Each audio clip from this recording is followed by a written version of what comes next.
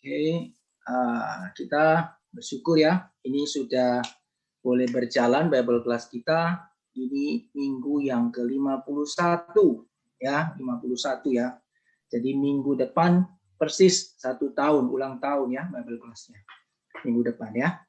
Oke, nanti kita hari ini kita akan bersama-sama membahas melanjutkan kitab Daniel ya. Kitab Daniel kita akan saya share screen aja langsung. Oke. Ya, sudah ya. Oke, baik. Jadi di dalam topik hari ini kita akan membahas tentang episode yang ketiga ya, The Kingdom. Secara keseluruhan sekali lagi kita ingat tema besarnya adalah Allah di tengah para Allah.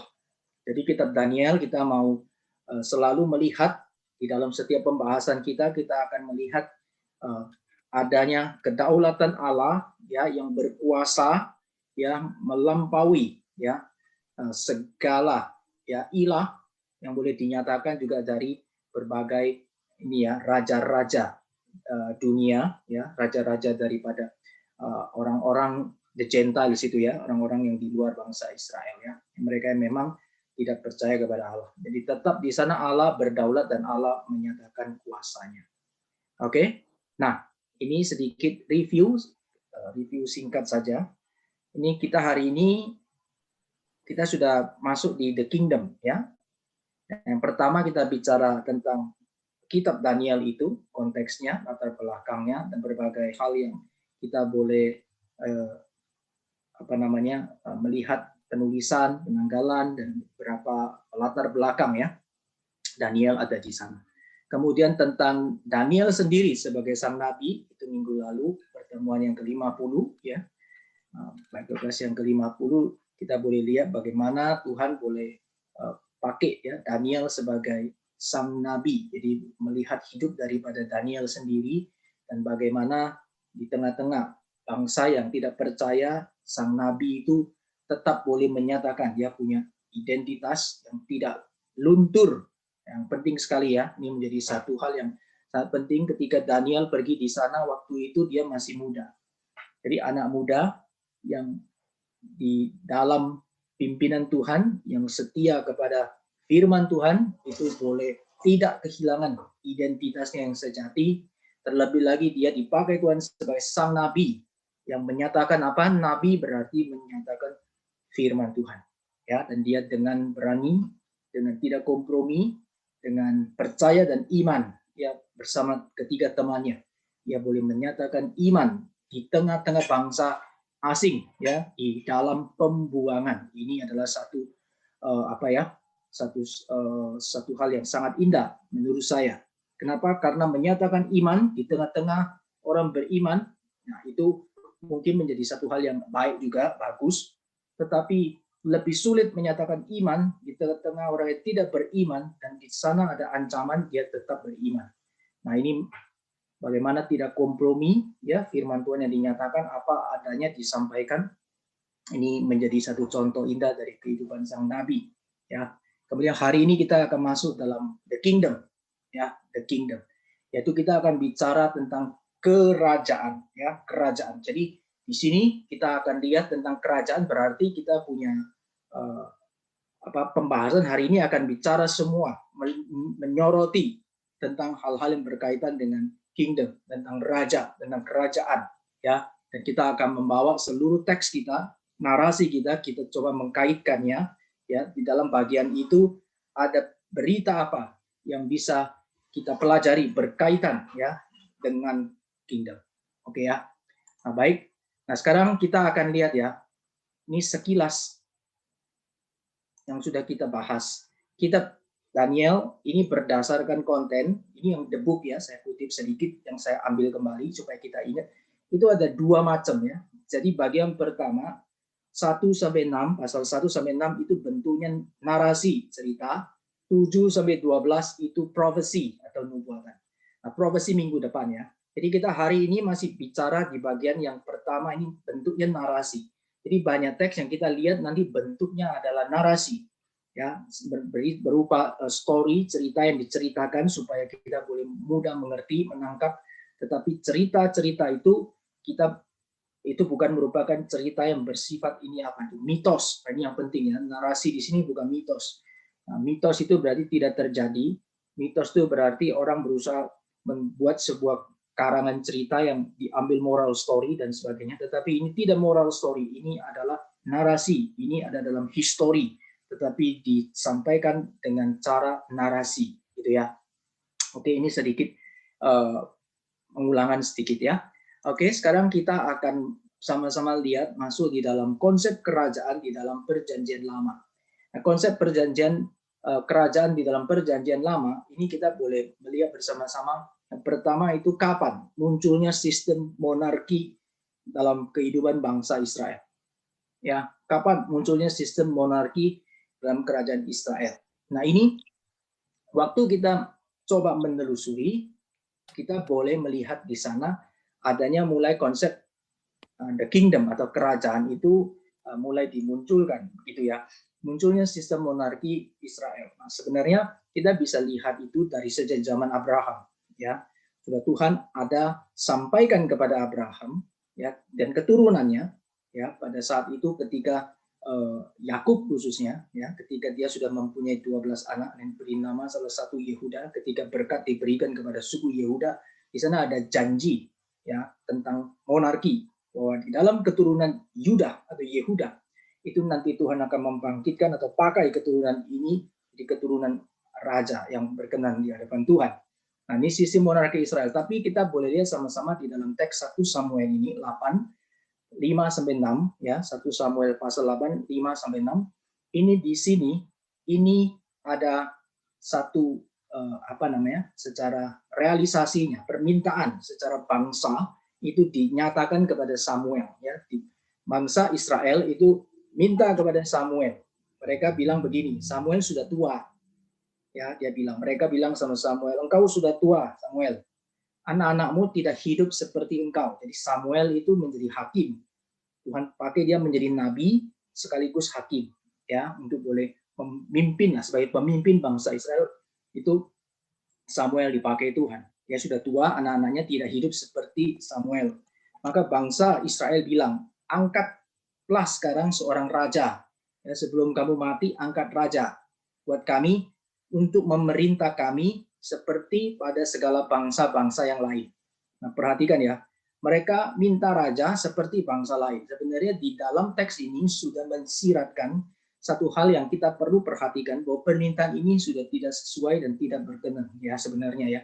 Kenapa? Karena permintaan ini didasarkan apa? Pingin seperti bangsa lain. Padahal Israel itu adalah bangsa pilihan khusus yang Tuhan pilih. Tetapi orang Israel, mereka justru minta mau seperti bangsa lain. Nah, ini kita seringkali ya, kalau kita mau merefleksi sebentar di bagian ini, firman Tuhan ini mengingatkan kita, bukankah kadang kita juga seperti bangsa Israel? Kita kadang ingin seperti orang lain. Kita kadang ingin seperti kehidupan, ya, dunia, ya, yang dunia kita rasa itu nikmat, kita rasa itu baik, kita rasa itu wah enak ya, nyaman sekali, dan saya kepingin seperti itu, ya. Nah, ini menjadi satu refleksi bagi kita, ya, supaya kita seharusnya tidak mau ingin seperti yang Tuhan tidak mau, gitu ya, tetapi justru kita ingin jalan seperti apa yang Tuhan sediakan. Kalau Tuhan sudah sediakan, kita hidup di dalamnya baik-baik, ya. Nah, tapi seringkali manusia secara umum, ya, manusia yang sudah berdosa ini, lebih gampang, natur kita, badan kita, natur ini, ya, manusia berdosa lebih mudah itu kita ikut, ya, dunia daripada ikut Tuhan. Ya, oleh sebab itu ya, saya ada seorang hamba Tuhan senior gitu ya, dia pernah berkata ya satu kalimat yang mengatakan begini, bahwa ya seringkali kita bagaimana kita menguji apakah itu kehendak kita atau kehendak Tuhan. Ya, bagaimana menguji? Salah satu yang paling sederhana yang kita boleh pakai begini. Sebenarnya ya, kadang itu kehendak diri sama kehendak Tuhan, kehendak kedagingan kita itu biasanya itu jauh dari kehendak Tuhan. Nah, oleh sebab itu, jikalau kedagingan kita ini kuat, itu banyak kemungkinan itu bukan kehendak Tuhan. Saya ngerti ya maksudnya ya. Kalau kita tahu nih kedagingan kita ini kuat sekali, kita boleh langsung mengatakan kita boleh peka. Ini bukan kehendak Tuhan. Itu salah satu cara yang boleh membantu kita ya untuk boleh hidup bagaimana sesuai kehendak Tuhan. Ya, kalau kita misalnya lakukan sesuatu perintah Tuhan, itu biasa itu jauh dari kehendak diri kita. Tuhan mau kita mungkin berkorban, kita maunya tidak berkorban. Ya, Tuhan mau kita boleh melayani Dia dengan lebih sungguh lagi. Ya, mungkin kita memberikan ini ya waktu kita, tenaga kita lebih gitu ya. Tapi kadang kita merasa jangan. Ya, di sana seringkali ada satu tarikan atau satu ini ya kayak opsi ya, pemilihan di antara dan apakah ini kehendak Tuhan, apakah ini tidak kehendak Tuhan. Nah, itu kita salah satu bisa mengujinya dari sana. Ya, kalau dekat dengan kedagingan kita, hati-hati ya. Kita mesti belajar untuk kemudian berdoa minta Tuhan kasih kekuatan kita berani menjalankan kehendak Tuhan. Ya, termasuk di sini kita boleh belajar ya. Jadi bangsa Israel minta sama Samuel, angkat kami raja. Oke? Berikanlah seorang raja kepada kami untuk perintah kami. Nah, ini munculnya sisi monarki Israel ini di zamannya itu mulai dari mereka Raja Saul ya, raja pertama itu ya. Nah, sekarang kita lihat berikutnya ya. Nah, berikutnya di sini. Nah, bagaimana sistem sebelumnya? Ya, sistem sebelumnya itu seperti apa? Nah, kita coba lanjutkan baca ya. Ini lanjutannya di dalam 1 Samuel 8 ayat 7 sampai 6 begini. Tuhan itu berfirman kepada Samuel. Ya, kata Tuhan gini, dengarkanlah perkataan bangsa itu dalam segala hal yang dikatakan kepada mereka kepadamu. Ya, sebab bukan engkau yang mereka tolak, tetapi akulah yang mereka tolak, supaya jangan aku menjadi raja atas mereka.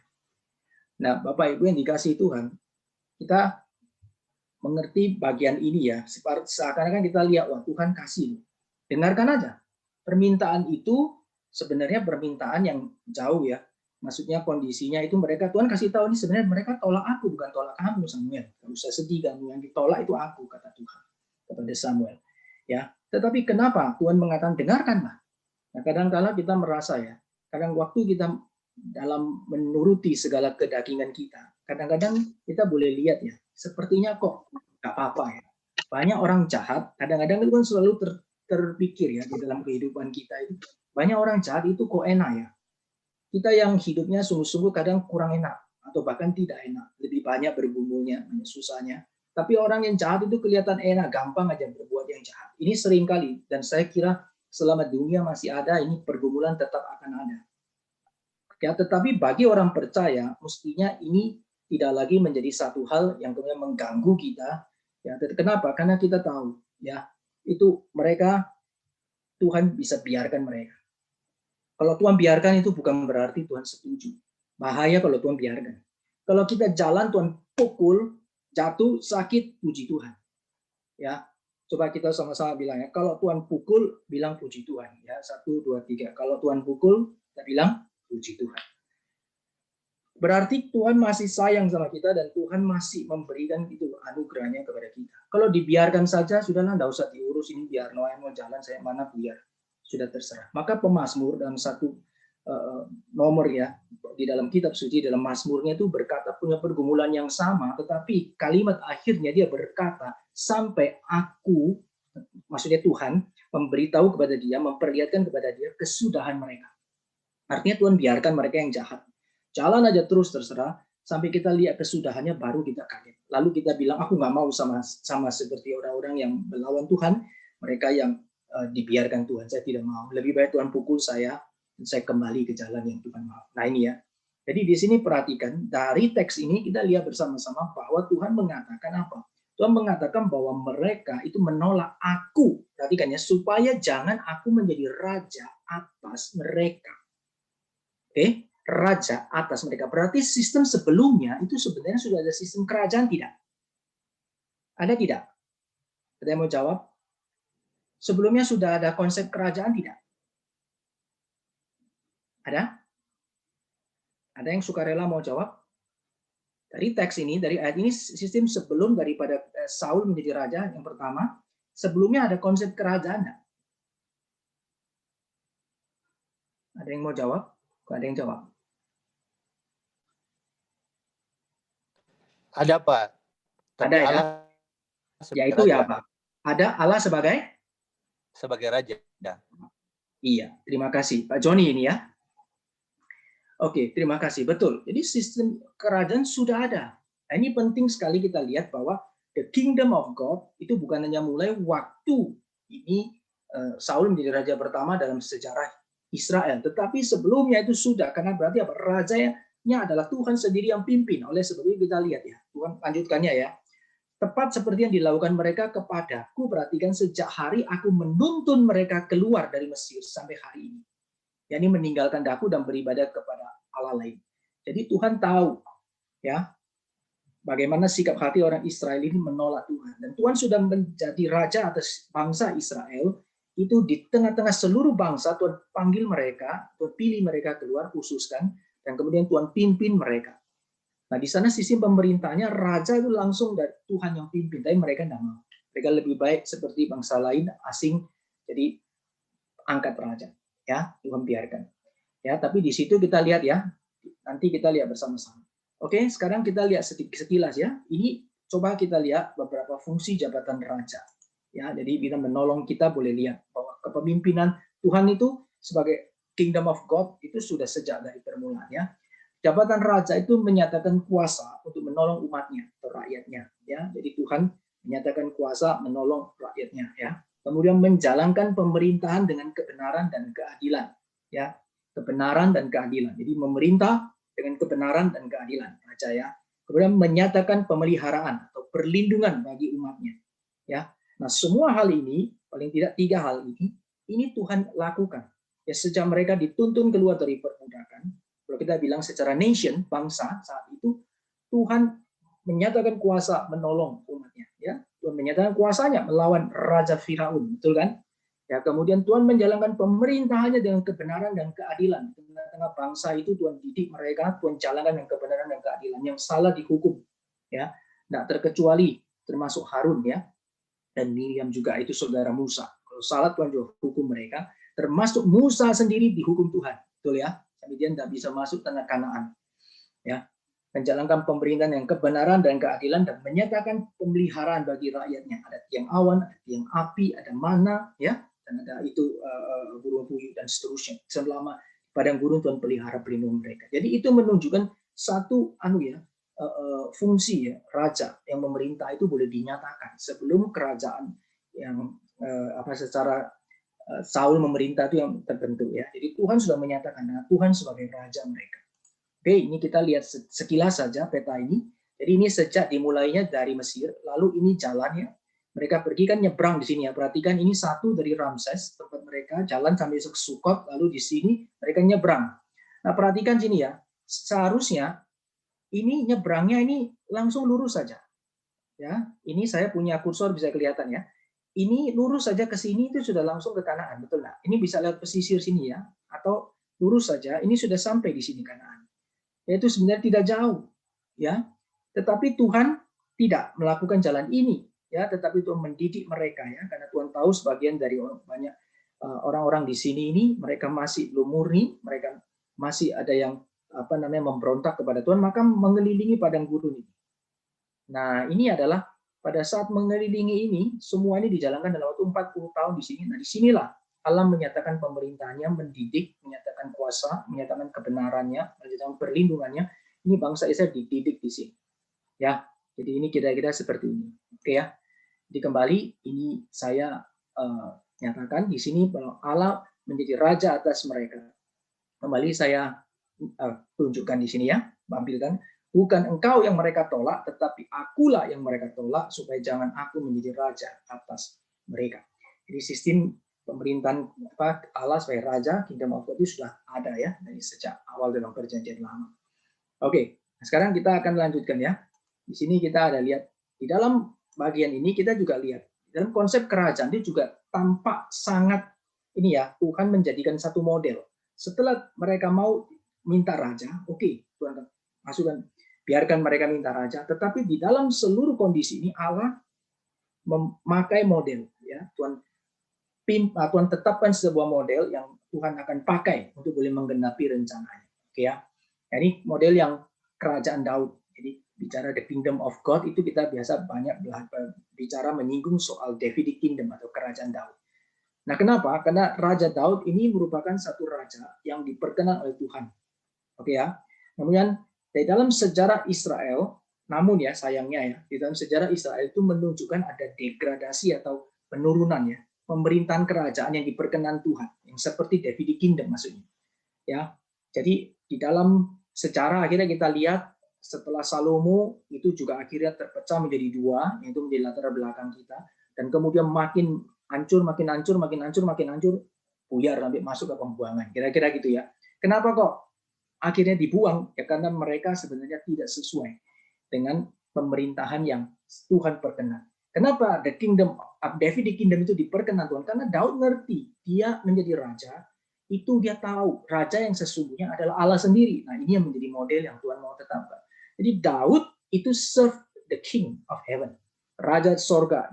Dia melayani raja sorga. Dia tahu dia hanya menjadi representatif. Dia tahu dia punya kerajaan itu bisa ada hanya karena Tuhan. Ini menjadi hal yang diperkenan Tuhan sangat luar biasa ya. Sehingga Daud ya waktu pertama kali dia memerintah, dia memindahkan itu ya tabut Allah itu yang ke dalam pemerintahannya dia di ibu kota dia. Dia tahu tabut Allah itu menunjukkan apa? Tuhan yang pimpin. Ya, Tuhan adalah raja. Saya hanya hamba daripada yang melayani Tuhan, raja di atas segala raja. Jadi Daud itu mempunyai konsep yang sangat berkenan ya. Kenapa? Ya karena memang Tuhan mengaruniakan dan Tuhan yang pilih Daud menjadi model. Ya, tapi memang sejarah menunjukkan itu Israel khususnya akhirnya itu degradasi turun dan ini hilang ya. Akhirnya mereka semua tidak seperti model yang Daud ini jalankan, akhirnya makin menurun dan Tuhan buang sampai akhirnya di pembuangan. Tapi bagian ketiga, melalui garis keturunan Daud, Tuhan menyatakan akan datangnya Sang Mesias atau boleh dikatakan the righteous king, ya, the righteous king, raja kebenaran yang akan memerintah kekal selamanya. Nah, jadi di sini kita lihat bagaimana di sini mulai ada ini profesi ya, ini nubuat. Tapi kalau kondisi sekarang itu sudah digenapi karena di dalam Yesus Kristus nanti dia menjadi the righteous king ya, yang akan memerintah, King of King and Lord of Lords ya. Jadi raja di atas segala raja dan Tuhan di atas segala Tuhan. Nah, di sini konsep kerajaan dalam perjanjian lama ya, di dalam konsep kerajaan Daud. Oke ya. Nah, lanjutannya, nah sekarang kita akan sama-sama masuk di dalam konsep kerajaan, tapi kita lihat di dalam kitab Daniel. Tadi kita belajar tentang konsep kerajaan ini, hal-hal yang kita bisa kaitan dengan kerajaan ini, tapi melalui narasi-narasi dalam kitab Daniel. Oke ya, nanti kita akan melihat paling tidak 3 ya. Kalau sempat kita bahas semua 3. Kalau tidak sempat ya mungkin saya bahas 2. Ya, ini Raja Babel. Yang pertama itu Nebukadnezar, jadi Raja Sorga dan Raja Babel. Nebukadnezar. Yang kedua Raja Sorga dan Raja Babel yaitu Belshazzar. Ya, ini kemudian yang ketiga Raja Sorga dan Raja Media Persia, Darius dan sampai Kores. Ya, khususnya Darius tentunya karena Kores di sini yang dicatat di kitab Daniel itu narasi adalah Darius ya, tapi sebenarnya merupakan satu perpanjangan kuasa dari Kores. Oke, nah ini berkaitan dengan konsep kerajaan di dalam kitab Daniel yang akan kita bahas. Nah, kita akan bahas tentang Nebukadnezar, tetapi sebelum kita membahas konsep kerajaan Nebukadnezar, saya ingin mengajak kita melihat ya, khususnya hari ini Nebukadnezar karena ini termasuk di dalam di dalam kitab Daniel ini cukup kental dan cukup banyak hal yang boleh dipaparkan, dicatat di sana ya. Kita akan melihat tentang kerajaan Babel. Ya, seperti apa? Baik, saya akan stop sharing dan kita akan nonton ya. Nonton ini memang dalam bahasa Inggris, nggak apa-apa kita lihat aja. Nanti beberapa hal mungkin bisa saya jelaskan ya, tapi kita lihat saja untuk mengetahui seperti apa Babelonia kuno ini dan kerajaannya seperti apa besar dan luasnya di zaman itu. Oke ya, saya stop share dulu, saya pindah ke YouTube ya. Kita akan nonton bersama.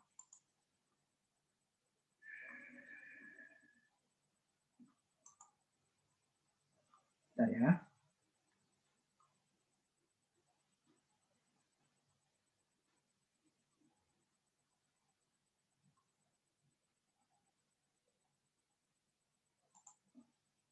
Oke, mungkin saya minta tolong anu aja deh, Pak Richard. Saya kirimkan linknya ya Pak ya. Pak Richard boleh tolong bantu saya tampilkan ya. Saya kirimkan ke Pak Richard aja. Sebentar ya.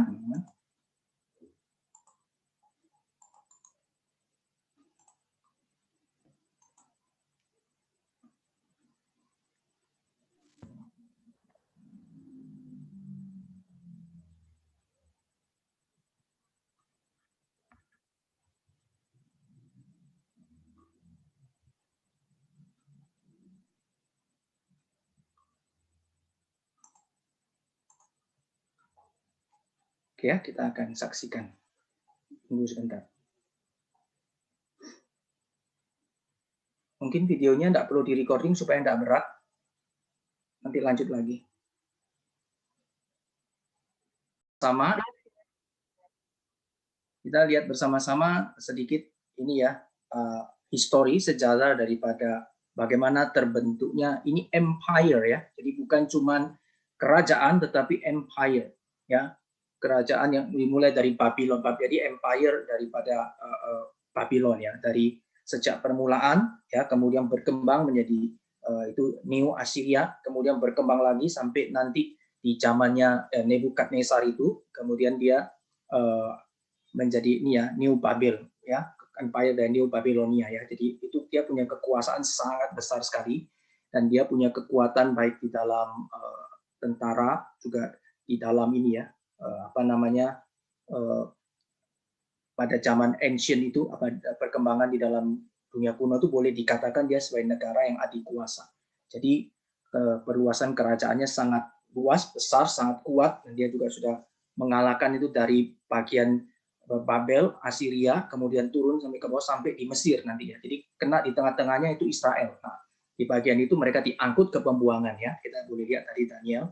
Dan setelah di dalam pembuangan, di dalam bagian tersebut kita juga boleh lihat Nabi Nebukadnezar juga sempat mengalami satu masa yang dia mengalami satu masa seperti sakit gitu ya, dan dia boleh dikatakan seperti tidak waras, seperti dia ada satu mental illness. Nah, nanti kita akan sama-sama Alkitab di bagian ini ada mencatat ya mengapa itu semua terjadi.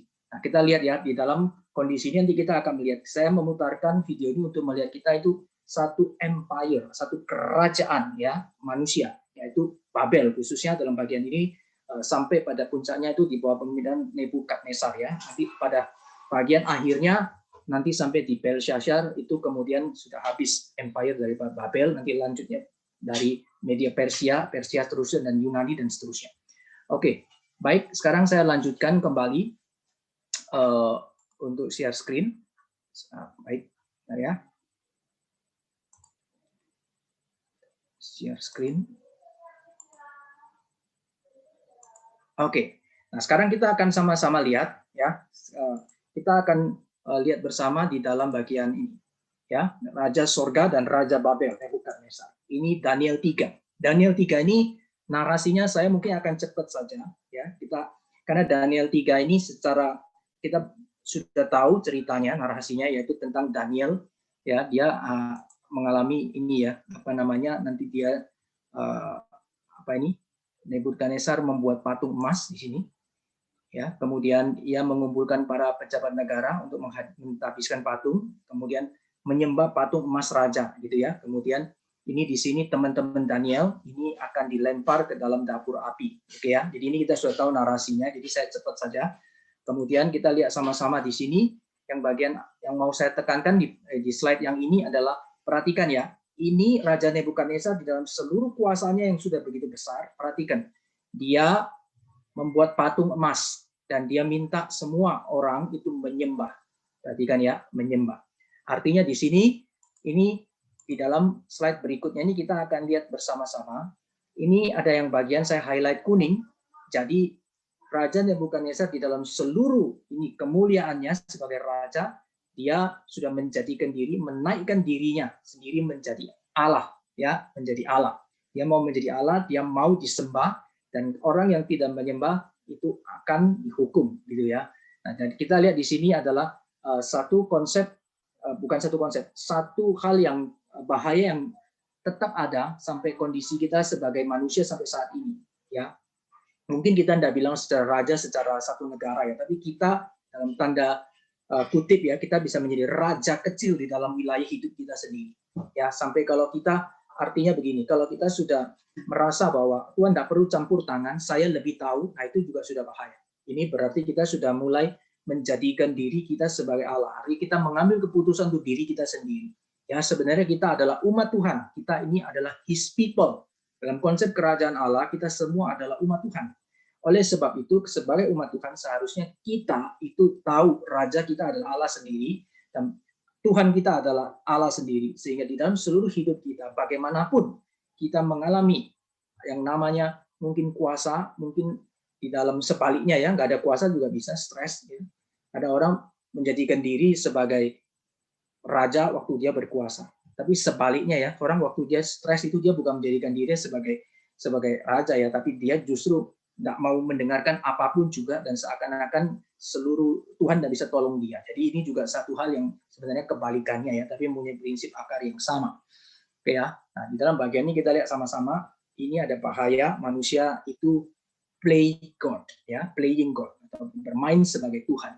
Ya. Nah, di sini kita lihat bagaimana ketiga teman Daniel di dalam situasi seperti ini ya, mereka orang yang taat ya, umat Tuhan yang taat di tengah pembuangan. Nah, ketaatan tidak selalu harus diikuti dengan semua yang namanya itu kemudian bebas hambatan ya, tidak ada masalah, problema tidak ada, semua lancar. No, ya. Kekristenan tidak pernah menjanjikan ikut Kristus lalu semua menjadi enak semuanya, nyaman. Nah, itu justru adalah satu teologi yang sesat ya, itu teologi makmur, itu sesat ya. Bukan berarti kita menjadi orang Kristen Tuhan tidak berkati, bukan. Tapi poinnya bukan di situ, bukan ikut Tuhan itu pasti menjadi orang yang kemudian lancar semua, kaya raya dan semuanya, tidak. Tapi kita bisa lihat ya dari sejak konsep di dalam perjanjian lama kita banyak akan menemukan teks, salah satunya ini bahwa di dalam ketaatan itu akan ada tetap namanya tantangan, bahkan pergumulan yang tidak main-main. Kenapa tidak main-main? Karena kaitan dengan nyawa. Oke ya.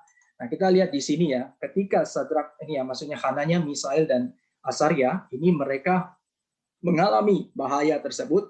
Ya, saya sangat suka ini ya. Ini dari sejak saya pertama kali membaca narasi ini bagian ini yang saya sangat senang ya. Saya dari sejak sekolah minggu ya, saya lihat ya. Ini kalimat ini saya ingin menjadi satu statement of faith, yaitu pernyataan iman bagi setiap kita ya. Nah, ini sangat membekas sejak saya di sekolah minggu ya. Jadi saya membaca kalimat ini ketika mereka itu dikasih kesempatan sama Raja Nebukadnezar untuk supaya mereka, ayo, saya kasih kamu kesempatan ya, sekali saja, ya, nanti kamu saya bebaskan. Tapi mereka statement of faith-nya mengatakan tidak ada gunanya ya, tidak ada gunanya. Kemudian mereka ini ya ngomong soal ini kepada Nebukadnezar, katanya tidak ada gunanya. Kenapa? Karena engkau sudah menjadikan dirimu Allah. Dan kami tetap mau setia kepada Allah kami. Ya. Nah, kemudian jika Allah kami yang kami puja sanggup melepaskan kami, maka Ia akan melepaskan kami. Tapi kalau tidak, ya hendaklah Tuanku mengetahui ya Raja. Selalu ya dikatakan di sini selalu banyak sekali keluarkan kata ya Raja, ya Raja, ya Raja, gitu ya. Nah, kami tidak akan memuja dewa Tuhan, ya tidak akan menyembah patung yang emas yang Tuanku dirikan. Nah, sini kita lihat ada statement of faith. Jadi ini pernyataan iman yang sejati, bukan cuma ngomong, tetapi pasti akan diikuti dengan satu hidup yang penuh dengan faithfulness atau kesetiaan. Nah, jadi kita bisa lihat ya, orang yang setia pasti dia punya iman yang kuat, iman yang teguh, ya. Jadi ini faithfulness of life, ya. Tapi kalau kadang statement of faith saja itu banyak masih perlu diuji waktu ya. Tapi kalau statement of faith-nya itu benar, di dalam situasi yang berat, ya situasi pergumulan, ada statement of faith yang berdasar kepada kebenaran firman Tuhan, itu biasa di-follow ya, akan diikuti oleh ini ya, faithfulness of life ya. Kita hidup dengan setia di hadapan Tuhan. Nah, jadi kita lihat bersama-sama di sini ya. Saya cepat aja ya. Nah, di sini ketika seseorang itu ya, dia boleh mengenal Allah yang sejati ya, itu akan membuat dia menjadi kuat untuk menghadapi setiap pencobaan, setiap masalah lah ya di dalam hidupnya. Ya, jadi ini menjadi satu prinsip penting yang boleh kita lihat dari contoh teladan daripada ketiga rekan Daniel berkaitan dengan iman ya. Nah, ini kita bisa terapkan dalam hidup kita. Kita ini juga sebagai umat Allah. Ketika teman Daniel, Hananya misalnya Asaria ini, mereka itu ada di pembuangan dan mereka tahu di sana ada raja yang memerintah, tetapi mereka tahu satu hal bahwa itu adalah raja yang memerintah di dalam dunia ini, tetapi mereka itu punya raja ya yang memerintah di surga. Jadi kita boleh lihat kenapa mereka tahu, mereka bisa mempunyai iman begitu kuat karena mereka tahu knowing the true God. Mereka tahu the true kings ya. The true king of kings itu ya, raja di atas segala raja itu. Jadi mereka berani mengambil satu statement iman yang teguh ya karena mereka tahu ya. Jadi kita boleh lihat di sini ya, hidup kita ya di tengah dunia ini kita punya dua warga negara. Warga negaraan. Satu, kita adalah warga negara di dunia ini ya. Kalau kita Indonesia gitu ya. Warga negara Indonesia. Tapi jangan lupa, kita juga punya satu warga negara. Warga negara apa? Sorga. Ya, kita semua orang percaya dalam Kristus kita warga negara surga. Nah, oleh sebab itu, kalau kita cuma punya dua warga negara terus buat keren-kerenan buat apa? Tidak, bukan untuk itu. Waktu kita sadar kita punya warga negara surga. Artinya apa? Artinya kita tahu ya, di dunia ini ada banyak sekali pergumulan, tapi kita mempunyai satu warga negara surga, kita tahu ada raja di surga yang memerintah, yang menguasai hidup kita. Ya, dan dia adalah raja di atas segala raja. Maka segala trials, segala hambatan, segala pergumulan, segala pencobaan atau apapun lah bentuknya itu ya dalam hidup kita masing-masing ya. Mau besar mau kecil ya, mau apa ya namanya kelihatan apa dalam kondisi yang baik atau kondisi yang tidak baik itu ya. Itu akan membuat kita kuat. Ya, akan membuat iman kita itu mengakar ya karena kita tahu kita warga negara surga, kita punya raja yaitu Raja Sorga ya yang boleh memerintah kita dan kita tahu pemerintahnya adalah pemerintahan yang kebenaran dan keadilan ya dan di sana kita boleh melihat bagaimana Allah melindungi kita sekalian ya. Nah, jadi ini statement of faith daripada kita bisa belajar dari narasi ini. Oke, saya lanjutkan lagi. Nah, kita lihat ya, ini kita boleh lihat bersama-sama bahwa menyadari bahwa Tuhan beserta dengan kita itu harus menyadari di dalam dua hal. Yang pertama, kalau cuma in happiness itu belum lengkap. Ya, Tuhan menyertai kita di dalam happiness ya belum lengkap semua ya kalau menyadari hal itu di dalam happiness. Memang saya juga tidak menyangkal banyak orang sudah happiness bisa lupa Tuhan. Itu juga bisa.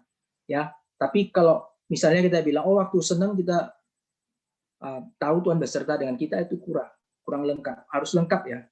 Termasuk Tuhan menyertai kita itu di dalam trials, di dalam segala pencobaan, di dalam segala kesusahan, di dalam segala problema hidup, Tuhan itu juga menyertai. Nah, jadi sebagai orang percaya, sebagai warga negara surga, kita harus tahu ini. God be with us. Immanuel itu di dalam happiness dan juga di dalam trials. Ya, jadi kita bisa mengingat ini senantiasa sehingga kita tidak takut. Waktu kita ada di dalam happiness, dalam segala kenyamanan, kita tidak sombong. Ya, tapi kita tahu bagaimana kita harus menggunakan semua yang Tuhan sudah berikan. Tapi waktu dalam kesulitan dan dalam pergumulan, kita juga nggak takut dan nggak kecut. Ya, pasti secara manusia siapapun ada kesusahan. Kadang kita juga bisa bertanya ya dalam hati kecil ya, aduh gimana ya, ada kesulitan, ada air mata. Tapi kalau kita menyadari sungguh-sungguh air mata itu tidak akan menjadi sesuatu yang sifatnya akhirnya apa? Membuat kita menjadi pahit gitu ya. Tapi kita mengerti justru bagaimana di dalam air mata itu ada penyertaan Tuhan yang menguatkan kita dan membuat kita itu makin boleh menggenapi kehendak Tuhan ya, menggenapi kehendak Tuhan. Ini sangat penting, oke ya. Kemudian kalau Tuhan beserta dengan kita, itu maka pasti ya, surely ending, berarti pasti, bukan moga-moga. Pasti itu end-nya itu glory of God. Pasti. Jadi apapun itu, baik di dalam happiness, baik di dalam trials, ya, kalau God be with us dan kita berpegang, ya, kita beriman, God be with us, Tuhan menyertai kita, maka kita akan memiliki iman ya, yang Tuhan karuniakan kepada kita, yang Roh Kudus boleh berikan iman itu, boleh tambahkan iman itu dalam kehidupan kita. Dan pada akhirnya endingnya itu pasti glory of God. Nah, glory of God itu bukan berarti gini, oh ini orangnya miskin terus kaya sakit terus jadi sembuh, itu nggak harus begitu, itu terlalu sempit. Ya, glory of God itu bisa apa? Bisa saja kemudian yang sakit itu akhirnya harus Tuhan panggil pulang. Tetapi menjadi glory of God apa? Tetapi bagaimana dia waktu menghadapi seluruh sakitnya di dunia ini, dia boleh menjadi kekuatan bagi banyak orang. Ya, bagaimana iman dinyatakan, bagaimana dia boleh menghibur sesama orang yang sakit, sehingga orang itu juga diberikan kekuatan dan seterusnya. Ya, bagaimana kalau misalkan dia menjadi seorang percaya, tetapi mungkin secara ini ya harta kemudian dia jatuh gitu ya, lalu berdoa jadi kaya kembali. Belum tentu, bisa jadi tidak. Tapi di dalam menghadapi semua itu seumur hidupnya dia lihat Tuhan memelihara, tidak pernah meninggalkan dia, dan dia boleh dipakai Tuhan melayani dengan dahsyat dan luar biasa. Itu juga glory of God, ya, glory of God. Macam-macam kita harusnya bisa melihat secara lengkap, ya, secara lengkap, ya. Jadi harus dan pasti ya, kalau God be with us, surely ending with the glory of God, ya. Ini adalah satu hal yang kita mesti lihat di dalam kebenaran kitab suci, iman Kristen, ya, kita akan melihat glory of God itu sangat penting menjadi center, ya. Oke, ini menyaksikan siapa Allah yang kita sembah adalah panggilan hidup setiap orang, percaya dalam hal apa saja, kapan saja, gimana saja, kepada siapa saja, dan bagaimana konsekuensinya. Oke ya, jadi kita melihat di dalam narasi ini, ya, kita boleh lihat bagaimana Hananya, Misael, dan Asaria ini ya, mereka ini boleh menyaksikan siapa Allah yang mereka sembah, siapa raja yang memerintah dalam hidup mereka, ya, sehingga hidup mereka itu boleh menjadi berkat, ya. Dan penting sekali ya, dalam hal apa saja, kapan saja, di mana saja, kepada siapa saja, bagaimanapun, itu menjadi satu hal yang otomatis akan menyertai orang-orang yang beriman kepada Tuhan. Oke, ini bagian teks yang Daniel yang pasal yang ketiga. Oke, karena saya terus karena itu narasi yang cukup kita kenal ya. Sekarang saya masuk ke dalam Daniel yang keempat. Ya, saya masuk ke Daniel yang keempat. Nah, sini kita lihat ya. Daniel pasal yang keempat, di sini dibuka ya dengan titah Raja Nebukadnezar bagi semua orang bijaksana di Babel untuk mengartikan mimpi raja. Jadi seperti ini, saya rangkumkan aja sebelah kiri itu nanti kita bisa baca sendiri, dan saya percaya kita kan sudah di dalam grup baca Alkitab, jadi paling tidak kita sudah tahu ya. Jadi saya rangkumkan di sebelah kanan, titah Raja Nebukadnezar bagi semua orang bijaksana di Babel mengartikan mimpi raja. Jadi raja mimpi gitu ya.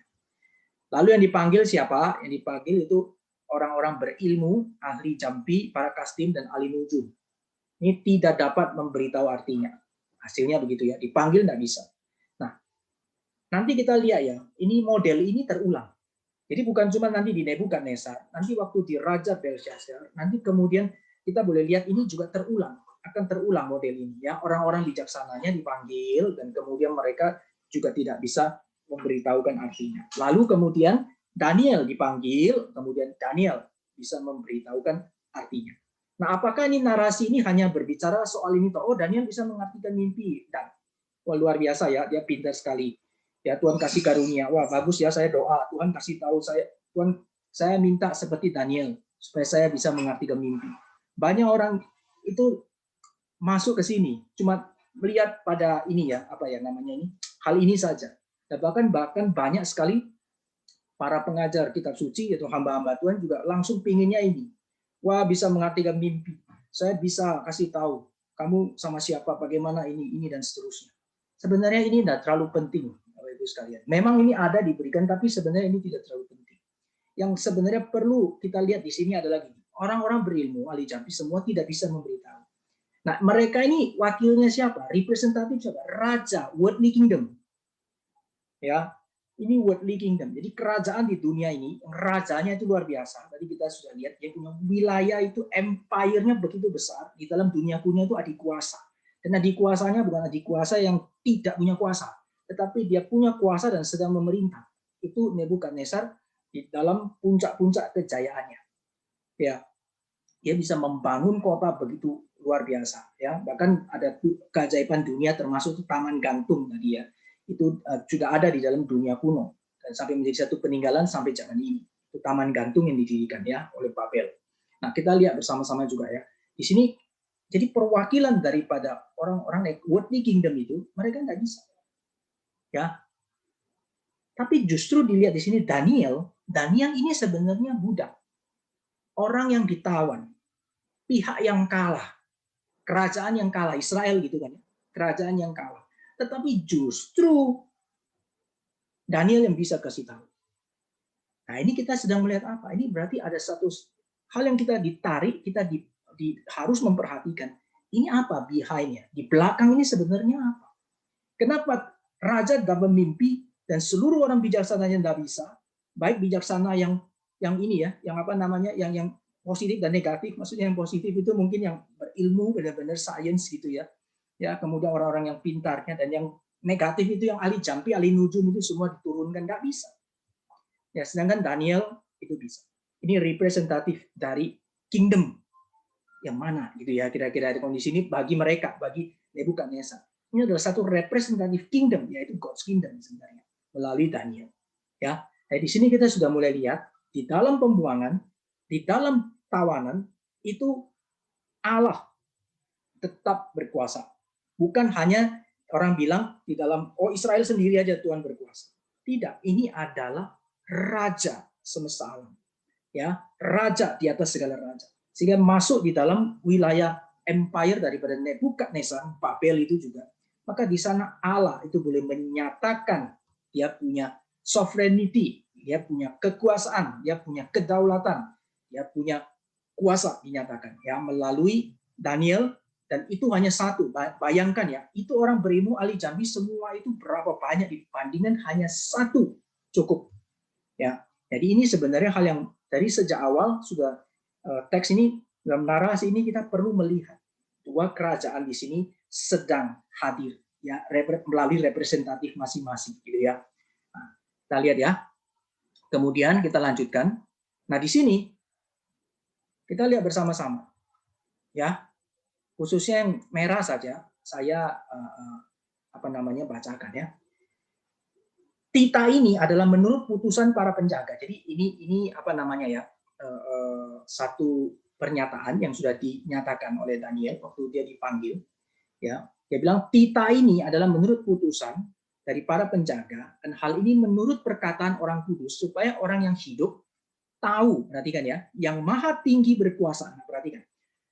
Yang maha tinggi berkuasa atas kerajaan manusia. Nah, ini konsepnya penting. The kingdom of God, ya. The kingdom of God itu berkuasa atas the kingdom of man. Ya. Jadi kingdom of God jelas sekali konsep kingdom of God-nya dinyatakan melalui perkataan Daniel. Jadi tujuan daripada mimpi itu untuk menyatakan yang maha tinggi berkuasa atas kerajaan manusia. Ya, dan memberikan kepada siapa yang dikehendakinya. Ini kedaulatan Tuhan yang sulit diterima oleh manusia yang ingin berdaulat. Kenapa? Karena manusia sulit terima. Tuhan mau kasih kepada siapa, ya kasih. Tuhan tidak mau kasih, ya tidak mau kasih. Kalau raja dunia saja dia bisa melakukan hal itu, kenapa kita sebagai manusia seringkali membatasi Tuhan? Itu salah. Ya, Allah mau kasih kepada siapa dia kasih. Dia tidak mau kasih kepada siapa ya dia tidak kasih. Allah mau benci siapa ya benci. Nah, pakai kalimat ini susah ya. Tuhan kok benci ya. Manusia itu kadang kita sulit ya, karena kita mau membela Tuhan ya. Tuhan dijadikan kita jadi pahlawannya Tuhan. Ya, Tuhan mau benci siapa? Tuhan benci. Bisa, betul. Memang seperti itu. Kalau dosa ya mesti dibenci. Kalau tidak taat, memberontak, setan itu kan berontak kepada Tuhan. Yang melawan Tuhan itu namanya setan. Ya mesti dibenci. Kalau kita mirip setan ya dibenci. Ya, jadi kadang kita mikir, Tuhan bisa benci. Bisa. Jangan mau dibenci Tuhan, harus disayang Tuhan. Ya gimana caranya ya mirip Tuhan? Nah, kalau kita mirip Tuhan pasti disayang Tuhan. Kalau mirip setan, ya pasti dibenci. Ya, tapi bagaimana disayang dan bagaimana dibenci itu ada di dalam kedaulatan Tuhan, karena Tuhan memberikannya kepada siapa yang dikehendakinya. Ini Daniel bilang kepada Raja Nebukadnezar, ya, kepada Raja Nebukadnezar. Nah, ini saya kembali dulu ke atas ya. Ini tadi, sorry. Oke ya. Oke, baik, saya lanjutkan aja dulu. Ya, jadi di sini kita lihat yang Maha Tinggi berkuasa atas kerajaan manusia dan memberikan kepada siapa yang dikehendakinya, bahkan orang yang paling kecil sekalipun dapat diangkatnya untuk kedudukan itu. Nah, ini kita bisa lihat ada satu message yang secara tersirat, mungkin tidak langsung ya, bukan tersurat ya, secara tersirat, ya paling kecil sekalipun bisa diangkat untuk kedudukannya itu. Artinya gini, Daniel sebenarnya tuh di dalam pembuangan tuh budak. Jadi tidak ada jabatan apapun. Tapi kalau Tuhan mau jadikan dia di tempat yang tinggi, Tuhan bisa. Dan raja, kamu berkuasa loh, paling kuasa di sini adik kuasa, kamu yang paling tinggi. Tapi kamu tidak bisa cegah Tuhan mau tinggikan yang paling kecil. Bahkan kalau kamu paling tinggi, Tuhan mau rendahkan, Tuhan juga mau rendahkan. Nah, ini ada satu message tersirat ya, pesan tersirat yang indah yang boleh dinyatakan melalui teks ini. Ya, demikian juga di dalam hidup kita, Bapak Ibu yang dikasihi Tuhan. Ya, kadang kita lihat ya banyak orang jahat ya. Ya, orang jahat itu semena-mena terhadap kita. Ya, kadang kalau kita lihat seperti ini, ya kita mungkin setiap apa ya gregetan gitu ya. Kita mungkin lawan aja dengan segala kuasa kita. Ya, kita perang mati-matian. Boleh tidak? Cara dunia seperti itu. Ya, cara dunia seperti itu. Tapi Tuhan seringkali kepada kita ya, anak-anaknya juga seperti Daniel yang di dalam kitab ini nanti kita lihat bersama-sama respon Daniel ya, nanti saya tunjukkan. Kita lihat bagaimana ada cara Tuhan ya untuk boleh membawa setiap pergumulan kita itu pada akhirnya untuk kemuliaan Tuhan. Ya, yang perlu kita sebagai anak Tuhan jangan meragukan Tuhan. Ya, kita melakukan tanggung jawab kita dengan setia. Apa yang Tuhan buka jalan kita jalan. Tuhan tidak buka, tidak usah kita buka-buka sendiri. Ya, jadi kita lihat, jangan memenuhi kita punya ini kedagingan. Kadang di dalam peperangan itu ya, dalam pergumulan kita punya kedagingan kuat. Kalau kita penuhi kita punya kedagingan, nah kita bisa tahu tadi ini bukan kehendak Tuhan. Ya, tapi kalau jalan yang Tuhan boleh bukakan apa, kita doakan, kita jalankan, kita serahkan kepada Tuhan, mohon pimpinan Tuhan. Tuhan buka, kita jalan. Ya, kalau Tuhan tidak buka, kita serahkan kepada Tuhan. Ya, jangan akar pahit pada Tuhan, tetap percaya kepada Tuhan apapun itu. Sampai pada akhirnya pasti kemuliaan Tuhan dinyatakan dan Tuhan pakai hidup kita. Oke ya. Nah, jadi kita lihat ya, ini kira-kira mimpinya begitu. Jadi raja melihat ada pohon itu besar gitu ya. Di sininya banyak dahan-dahannya tumbuh dan kemudian banyak binatang itu hidup di sini bersarang, di sini bernaung, di sini cari makan, di sini kira-kira gitu ya. Kemudian dia juga melihat kemudian ada suara yang berseru dengan nyaring, tebang pohon itu, habiskan semuanya, jatuhkan pohon itu, dan kemudian ini tinggalkan aja tunggulnya. Dan itu akan berlaku sampai 7 masa. Gitu ya, kira-kira dia punya mimpi. Ya, ini artinya apa? Mereka tidak ngerti, seluruh orang-orang di sana tidak ngerti. Oke ya, mereka semuanya tidak bisa membahas, mereka semua tidak bisa mengerti. Nah, oleh sebab itu kita lihat bersama-sama. Nah, di dalam bagian berikutnya, kita lihat di sini.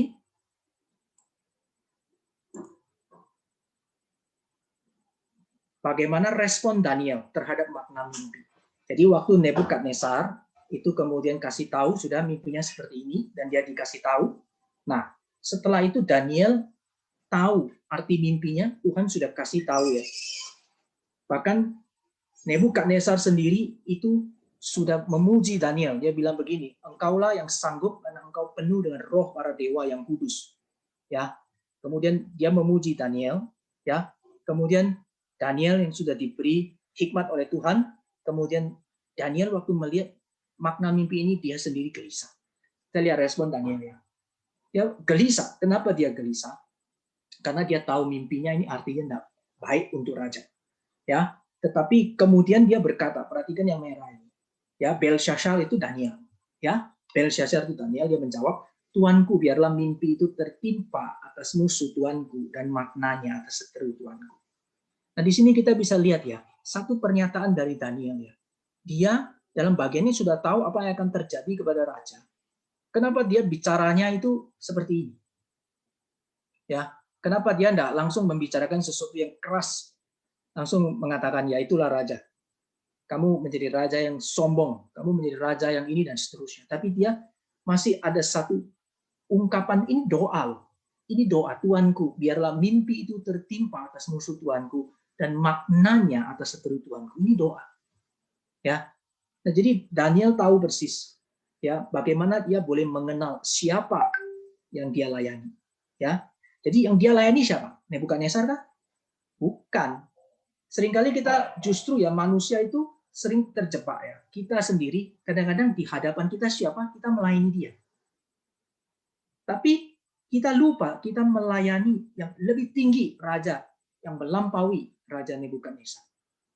Itu ya, raja di atas segala raja, yaitu Allah sendiri. Nah, Daniel dalam bagian kita bisa lihat dari responnya, kita bisa belajar apa? Daniel tahu siapa dirinya di hadapan Tuhan. Ya, maka Daniel dapat menempatkan diri dengan benar di hadapan raja. Sekali lagi, Bapak Ibu yang dikasih Tuhan, Daniel tahu siapa dirinya di hadapan Tuhan. Dia tahu bahwa dia melayani, dia hamba, yaitu raja di atas segala raja. Dia adalah warga negara daripada Kingdom of God, dan Tuhan pakai dia menjadi representatif Allah di kerajaan daripada Kingdom of Man ini, khususnya Nebukadnezar. Dia tahu dia hanya hamba yang melayani Tuhan, dan dia juga sudah tahu apa yang akan terjadi kepada Raja Nebukadnezar yang meninggikan diri ini. Tapi dia karena mengenal raja di atas segala raja, dia bisa menempatkan diri dengan benar di hadapan Raja Nebukadnezar. Oke ya, sehingga dia justru menunjukkan apa? Dia tahu saya juga cuma hamba dan saya cuma alat, dan yang menentukan semua adalah Tuhan. Maka saya melayani Tuhan, ya, saya melayani Allahku. Maka di sini dia juga menjadi satu orang yang bagaimana menempatkan diri dengan benar di hadapan Raja Nebukadnezar. Bahkan dia boleh berdoa. Itu yang pertama. Yang kedua, Daniel kita boleh lihat dia seorang yang rendah hati. Ya, dia beda dengan Nebukadnezar. Nah, teks ini membawa kita melihat ada dua tokoh ya. Yang satu raja, yang satu hamba, gitu kan ya. Raja Nebukadnezar ini adalah raja dan dia sebenarnya sombong. Nah, di bagian kita lihat bersama-sama ya, Nebukadnezar ini dia meninggikan diri, dia meninggikan dirinya. Ya, dia merasa segala sesuatu itu dia bisa capai karena dia punya kesuksesan, dan kita sudah lihat tadi video yang saya mau kita lihat bersama-sama, kita bisa ada satu kesan bahwa betapa ini empire daripada Babel ya, kerajaan Babel begitu besar ya, dan dia begitu menyombongkan diri atas seluruh pencapaiannya. Tapi kita justru di sini kita melihat Daniel itu dia menjadi seorang yang sangat rendah hati di hadapan Tuhan. Ini ada satu kebalikan ya yang kita boleh lihat di dalam narasi ini.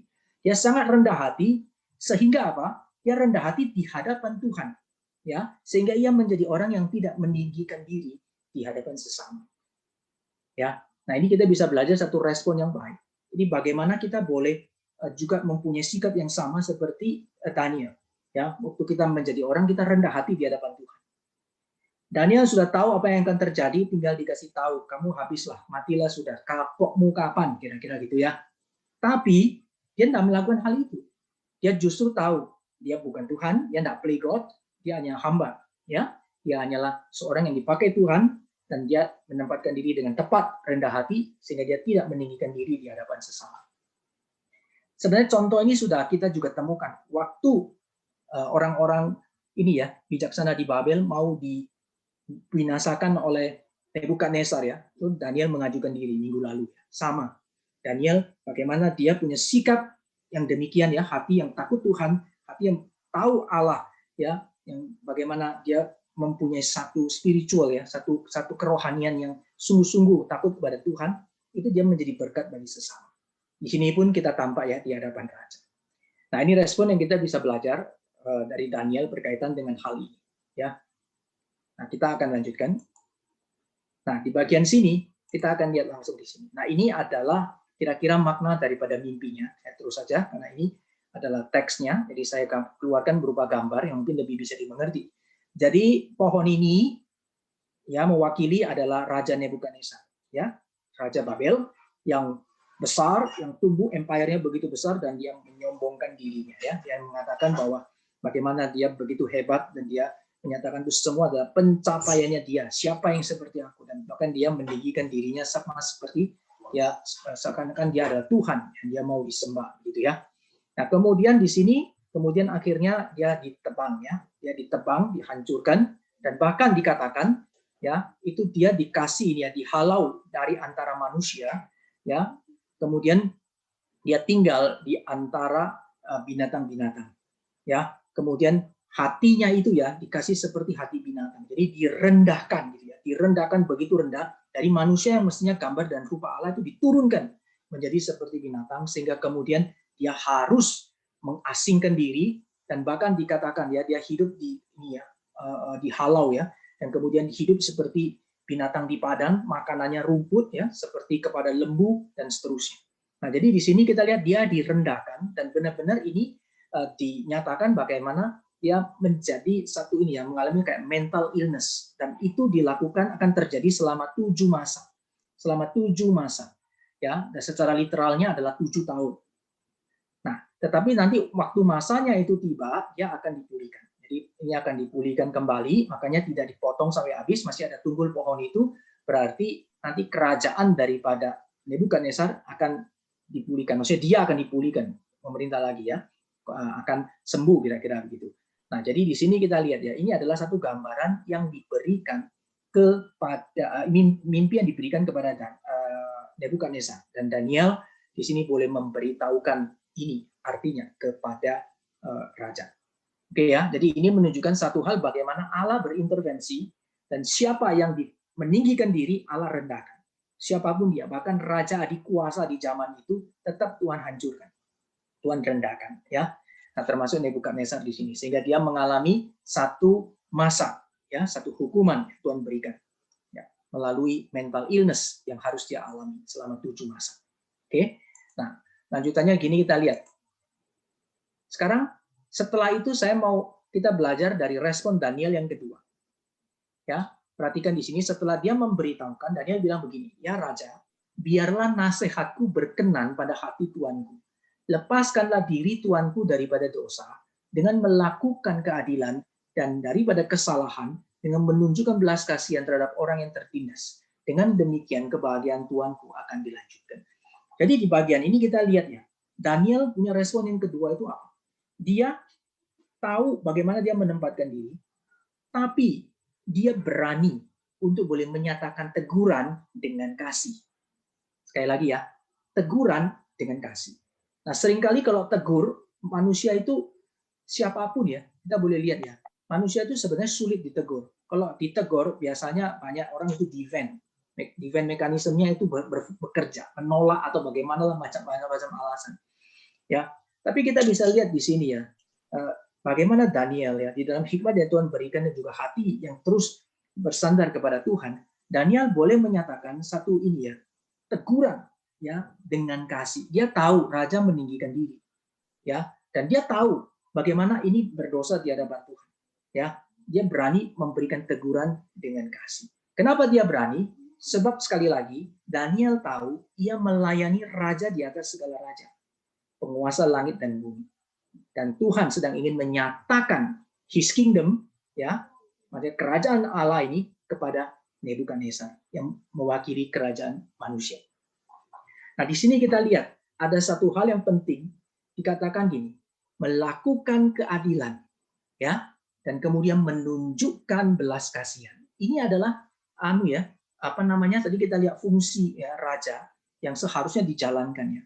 Bagaimana Allah ingin setiap raja ya, bahkan bukan raja yang tidak percaya kepada Tuhan sekalipun ya, mereka kalau menjalankan kebenaran dan keadilan dan menyatakan belas kasihan kepada yang tertindas, Allah memberkati. Kenapa? Karena ini pemerintahan kerajaan Allah. Ya, dia akan ada menyatakan kebenaran dan menyatakan keadilan. Nah, oleh sebab itu berarti kita bisa melihat di sini pemerintahan daripada Raja Nebukadnezar ini bagaimana Daniel tegur ya, supaya dia boleh melakukan keadilan dan berbelas kasihan kepada yang tertindas. Ya, kita bisa belajar ini respon Daniel yang kedua. Ya, ini saya mempunyai satu refleksi ya bagi saya sendiri melalui hal ini. Saya boleh merefleksikan demikian Bapak Ibu sekalian. Jalan di depan kita ya sebagai anak-anak Tuhan ya, kita pasti punya terus hidup jalan di depan seperti apa itu mungkin kita tidak tahu. Ya. Namun ingatlah bahwa kita cukup perlu tahu siapa Tuhan yang menyertai kita. Nah, ini refleksi saya. Setelah saya belajar ya, saya tahu bahwa saya mempunyai Tuhan dan Tuhan yang menyelamatkan saya adalah Raja di atas segala raja dan saya ada di dalam kerajaannya. Kalau saya ada di dalam kerajaannya, berarti Tuhan memberikan kepada saya satu tugas khusus yang Tuhan mau saya kerjakan dan di dalam mengerjakan segala tugas khusus tersebut, ya itu saya mungkin tak bisa tahu semua dengan jelas. Di depan seperti apa, nanti bagaimana, atau apa yang terjadi, saya tidak tahu. Tapi saya perlu tahu siapa. Saya cukup perlu tahu siapa Tuhan yang menyertai saya. Dia adalah Raja di atas segala raja dan saya ada dalam kerajaannya. Saya percaya kepada Dia. Nah, itu membuat saya bisa terus jalan, dan melayani Tuhan. Demikian juga kita. Ya, dimanapun kita berada, ya kita cukup perlu tahu siapa Tuhan yang menyertai kita. Nah, kita menempatkan diri dengan benar di dalam kerajaan dunia ini. Kita tahu, kita ditempatkan memang secara realita kita di kerajaan dunia ini ya. Tapi sebenarnya kita juga secara realita kita harus menyadari kita ini juga di dalam kerajaan Tuhan, God's kingdom. Oleh sebab itu kita mesti bisa menempatkan diri dan tahu ada Tuhan yang menyertai kita. Nah, dengan demikian kita bisa terus melaksanakan hidup kita, menjalankan hidup kita, dan makin hari kita tidak menjadi orang yang kemudian kecil hati, pahit, dan kemudian kita malah kemudian melawan Tuhan, tetapi kita makin setia, kita makin menyatakan kemuliaan Tuhan, makin melayani Tuhan, makin hari sampai seumur hidup kita memuliakan nama Tuhan.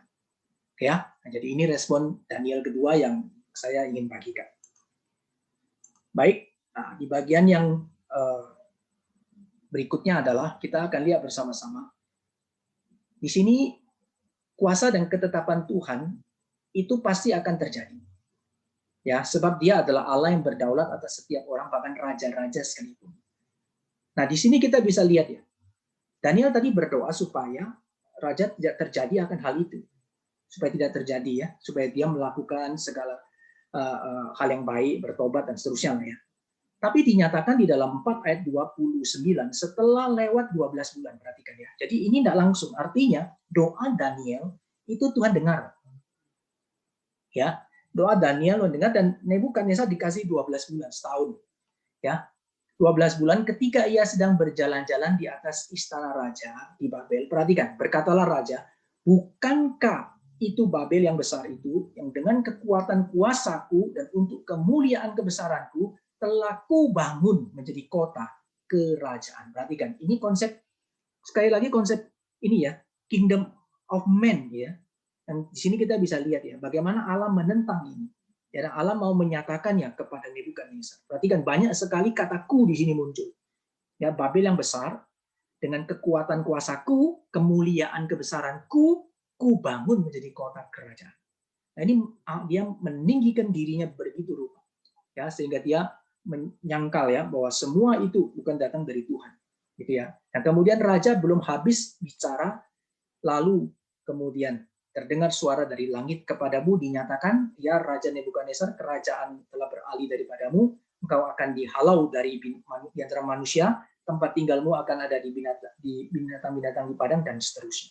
Hukuman itu diberikan. Jadi yang tadi dia akan kemudian mengalami mental illness dan dihalau selama 7 tahun itu, dia akan mempunyai kehidupan yang direndahkan serendah-rendahnya di sana. Ya, itu terjadi. Ya, setelah 12 bulan ketika Daniel sudah memberitahu kepada dia. Oke ya, jadi kita bisa melihat di sini bahwa kedaulatan Allah, ya kerajaan Allah yang dinyatakan di dalam kerajaan Allah itu ya, itu melampaui seluruh kerajaan di dunia ini. Jadi apapun yang ada di tengah kerajaan yang terjadi di dunia ini, raja manapun, negara manapun, di dalam segala masa apapun, semua itu sudah ada di dalam tangan Tuhan. Semua sudah ada. Semua yang mesti terjadi, semua seperti apa, sudah ada rencana Tuhan dalam seluruh ini ya keberadaannya. Ya, jadi Tuhan yang menentukan segala sesuatu. Dia mau naikkan siapa, dia naikkan. Dia mau turunkan siapa, dia turunkan siapa. Dan semuanya itu sudah ada di dalam ketetapan Allah yang berdaulat. Jadi di dalam narasi-narasi ini yang disorot itu adalah apa? Adalah bagaimana kuasa Allah, bagaimana kerajaan Allah itu dinyatakan, ya, dinyatakan di dalam pembuangan umat Tuhan. Nah, ini yang saya melihat indahnya justru di sana. Allah itu sanggup menyatakan dengan cara bagaimanapun. Kadang kita merasa sudah habis ya, sebagai umat Tuhan kita bilang, masa mungkin ya, saya ini sudah dalam kondisi yang kalah. Saya sudah dalam kondisi yang dirugikan, ya, secara harta, secara apapun lah. Mungkin saya rasa saya tidak mungkin. Tetapi tidak ada yang mustahil bagi Tuhan. Karena Dia berkuasa atas segala sesuatu. Asal kita tetap setia, tetap beriman, dan kita percaya bahwa Tuhan sedang melaksanakan Dia punya rencana dan ketetapan melalui hidup kita. Ya, maka kita akan melihat bagaimana itu kemuliaan Tuhan boleh dinyatakan juga melalui hidup kita. Oke, nah ini bagian yang akhir dari pasal 4 ini. Ya, saya akan membagi dua ya. Ini yang sebelah kiri 4:3-4 itu yang penutup. Kemudian sebelah kanan itu 4 ayat 1 dan sampai 3 itu pembuka. Nah, perhatikan ya. Di dalam pembukanya itu kita bisa melihat bersama-sama di situ ya. Raja Nebukadnezar itu berkata apa? Saya bacakan ini ya. Ini enggak terlalu panjang. Bagi saya ini penting sekali. Dari Nebukadnezar, perhatikan. Jadi ini Nebukadnezar mengatakan dari Nebukadnezar dia punya statement kepada orang-orang dari segala bangsa, suku bangsa dan bahasa yang diam di seluruh bumi, bertambah-tambahlah kiranya kesejahteraanmu. Perhatikan ayat 2 ya. Aku berkenan, ini maksudnya Nebukadnezar ya, memaklukkan tanda-tanda dan mujizat-mujizat yang telah dilakukan Allah yang Maha Tinggi kepadaku, betapa besarnya tanda-tandanya dan betapa hebatnya mujizat-mujizatnya. Kerajaannya adalah kerajaan yang kekal dan pemerintahannya turun-temurun. Perhatikan, jadi ini di dalam pembukaan itu Raja Nebukadnezar itu menyatakan hal ini. Jadi di dalam penulisan pasal 4 ini, pasal ayat pertama sama ayat yang ketiga, ini saya taruh di terakhir ya. Tadi yang pertama kali nggak saya langsung munculkan. Sebenarnya pasal 4:1-3 itu ada satu pembukaan yang menyatakan bagaimana kerajaan sudah dipulihkan, tapi dia mau menceritakan, mensaksikan apa yang terjadi dalam hidupnya. Ya. Nah, bagaimana Tuhan menyatakan kebesarannya dan bagaimana Tuhan merendahkan dia dan bagaimana Tuhan kemudian memulihkan dia. Nah, di bagian penutup kita lihat ya. Setelah lewat waktu, Nebukadnezar mendengar ke langit, akal budiku kembali lagi. Jadi Tuhan sembuhkan dia ya, dipulihkan.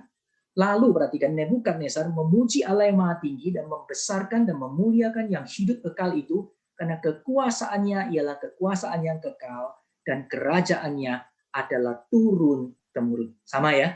Ini yang 34 sama yang 3 sama ya. Sekarang lihat yang 37 ya, 37 dulu. Jadi sekarang aku, Nebukadnezar, memuji, meninggikan dan memuliakan Raja Sorga yang segala perbuatannya adalah benar dan jalan-jalannya adalah adil dan yang sanggup merendahkan mereka yang berlaku congkak. Jadi di sini apa? Jadi Nebukadnezar dia mengakui, dia bertobat ya dalam bagian ini. Dia tidak lagi kemudian meninggikan dirinya. Dia tahu segala sesuatu itu ada di dalam kekuasaan Allah yang kekal, yaitu the kingdom of God. Dia boleh ada, dia boleh memerintah. Begitu besar empire-nya, dia punya kerajaan, begitu luas kekuasaannya. Itu semuanya itu hanya ada di dalam yang mulia, yang maha tinggi, ya, yang maha tinggi, yang hidup kekal itu, raja di atas segala raja. Jadi di sini dia justru menyatakan the glory of God, kan dia bertobat. Perhatikan ini, padahal dia raja yang asing ya, tapi dia mengakui kemuliaan Tuhan. Di sana dia dipulihkan. Dia dipulihkan, dia mengakui kemuliaan Tuhan. Artinya ada pertobatan di sana.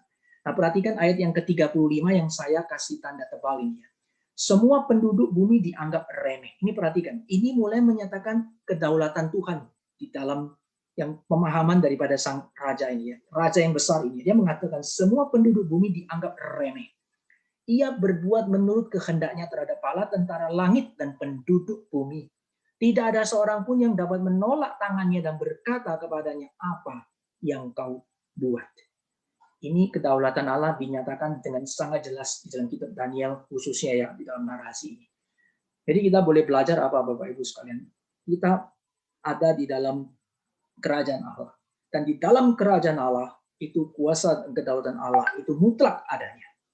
Tapi kita bersyukur karena Allah kita itu adalah Allah yang sejati, the true God, Allah yang kebenaran dan keadilan. Maka kedaulatannya itu pasti akan berakar dalam kebenaran dan keadilan. Sehingga sikap kita sebagai hamba-hamba Tuhan, anak-anak Tuhan, kita percaya kepada kuasa dan kedaulatan Allah, bahwa semua yang Tuhan lakukan bagi kita, itu pasti baik adanya. Dan kita perlu dengan sungguh-sungguh kita percaya kepada Tuhan. Semuanya itu pasti akan mendatangkan kemuliaan nama Tuhan. Oleh sebab itu saya hubungkan bagian ini dengan dua ini ya.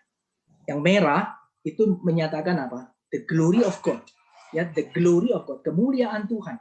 Ya, King of Kings. Jadi dalam konsep ini berarti raja sorga itu menyatakan kepada raja dunia ya bahwa Tuhan di sorga berkuasa mutlak, King of Kings. Ya, jadi tidak boleh ada manusia meninggikan diri, tidak boleh ada raja adik kuasa sebesar apapun meninggikan diri, tidak boleh. Zaman ini juga sama.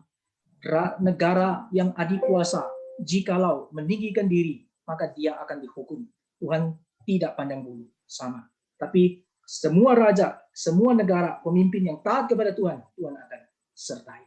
Kemudian yang kedua apa? Yang hitam ini ya.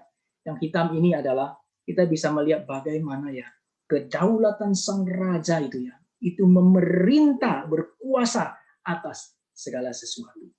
Atas segala sesuatu. Termasuk di dalam hidup kita. Kalau kita hari ini boleh senang, itu karena campur tangan Tuhan. Hari ini kita sedang susah, pun jangan kecil hati. Ada campur tangan Tuhan di sana. Yang penting adalah kita tahu Tuhan menyertai kita, baik di dalam susah ataupun di dalam senang. Itu poin yang paling penting. Dan kerajaan Allah itu adalah kerajaan yang akan memerintah itu selama-lamanya. Kalau kita menjadi orang di dalam kerajaan Allah, kita menjadi umat Tuhan di dalam pemerintahnya, kita pun akan memerintah bersama dengan Tuhan selama-lamanya. Nah, ini bagian yang pertama ya, untuk Nebukadnezar, ya, Raja Sorga, Allah sendiri dengan raja kerajaan dunia ini yang diwakili Nebukadnezar. Oke, saya akan stop share screen di sini. Mungkin ada pertanyaan, silakan.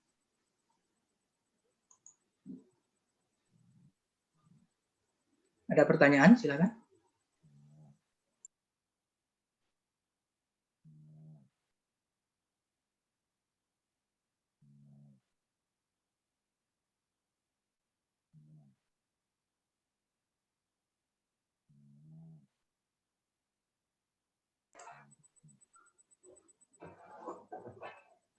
Ada pertanyaan? Tidak ada pertanyaan?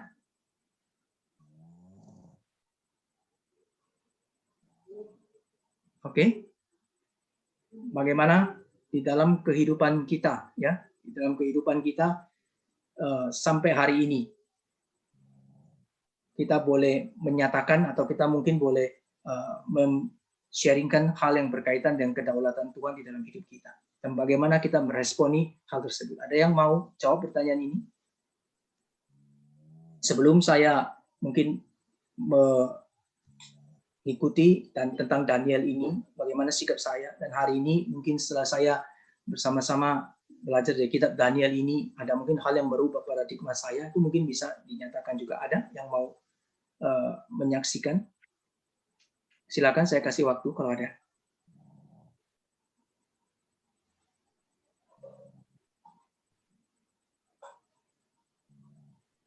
Belum ada? Kalau gitu, kalau belum ada saya tanya ya. Oke ya, saya tanya ya. Pertanyaan saya adalah, apakah kita pernah mengalami satu masa ya, yang bagi kita itu, kita merasa ini kedaulatan Tuhan itu menekan terlalu keras di dalam hidup saya. Dan waktu itu bagaimana respon kita? Atau mungkin sampai saat ini bagaimana respon kita? Ada yang mau jawab sebelum saya mungkin minta, nanti saya coba tunjuk.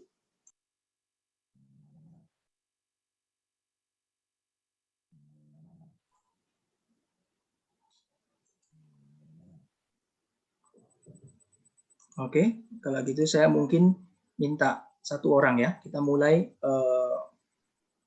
mungkin saya ingin minta ini ya.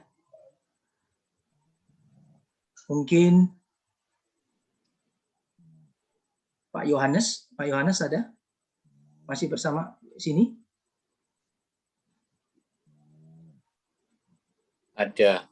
Oh ya, mungkin Pak Yohanes, adakah mungkin satu ini ya momen ya, satu saat di mana Pak Yohanes bisa merasakan bagaimana kedaulatan Allah itu ya, yang dialami sangat ini ya, mungkin merasa ini berat, menekan di dalam hidup, dan bagaimana respon Pak Yohanes di dalam menanggapinya. Bolehkah sharing sedikit?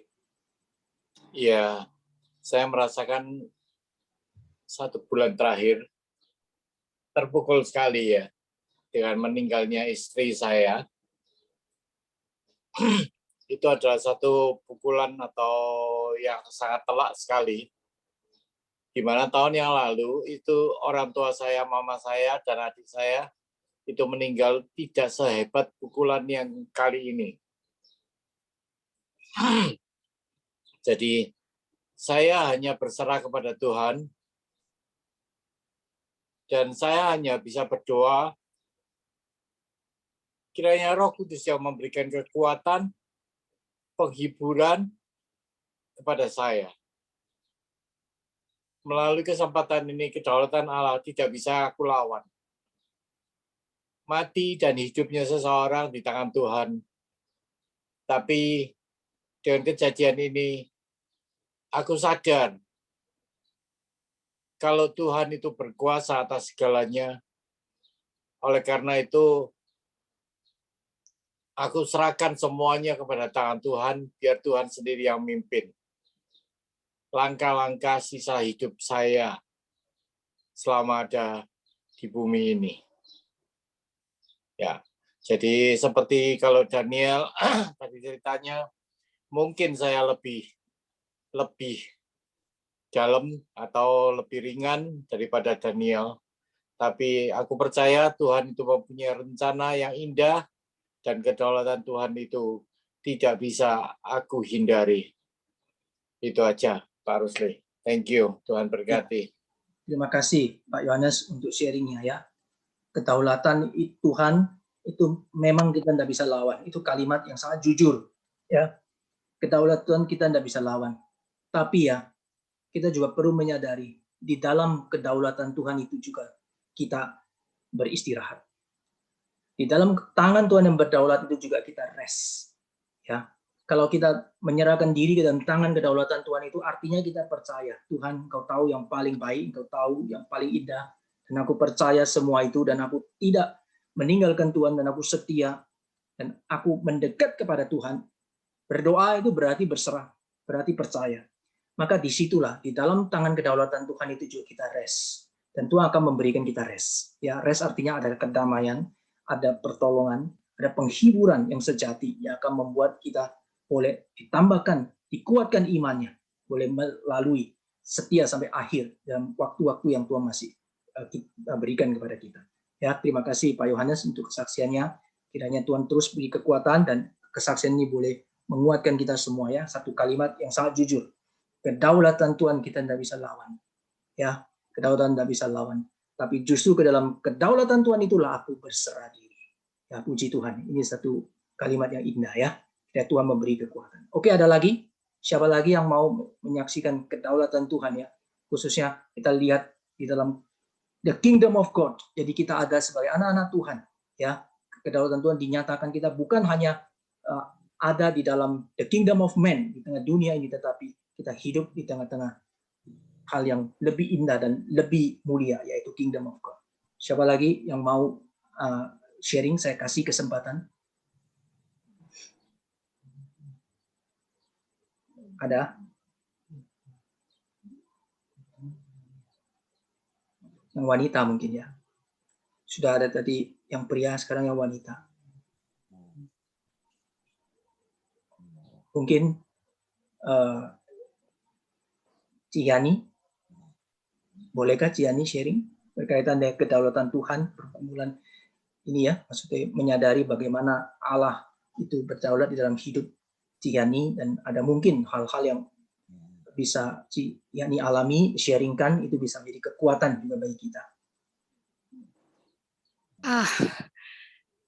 Maksudnya pengalaman gitu ya Pak ya? Ya, maksudnya apakah pernah mengalami satu momen ya, satu pengalaman bergumul di dalam kedaulatan Tuhan ini, berkaitan dengan topik kedaulatan Tuhan ya. Ya, berkaitan dengan bagaimana Allah memerintah di dalam hidup kita, ya, bukan hanya jadi kita sebagai anak-anak Tuhan yang sadar bahwa ternyata kita hidup ini bukan hanya di tengah-tengah pemerintahan dunia ini, tetapi ada pemerintahan Tuhan di dalam hidup kita. Dan ketika kita menghadapi berbagai macam kehidupan, kita kadang bisa merasakan ada satu hal yang mungkin itu berat bagi kita, tapi kita tahu bahwa ada Allah yang berkuasa yang melindungi kita, ada kedaulatan Allah yang kita sedang jalani. Silakan kalau ada. Adakah? Ada sih, tapi sudah lama ya Pak ya. Ya, enggak apa-apa. Waktu suami itu kena tumor otak ya, itu saya baru punya anak satu, anaknya baru umur 3 tahun, suami divonis tumor otak. Pada waktu itu ya, wah rasanya ya luar biasa ya, belum punya pengalaman rumah tangga yang kuat ya, yang stabil, terus tahu-tahu kondisi kayak gitu.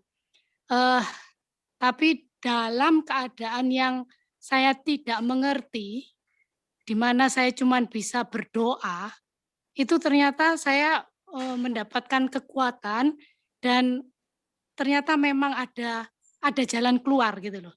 Walaupun sulit, walaupun waktu itu semua orang keluarga di sekitar saya itu melihat saya itu kasihan gitu ya.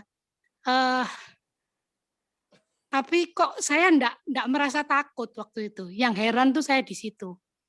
Saya cuman ikut aja gitu ya.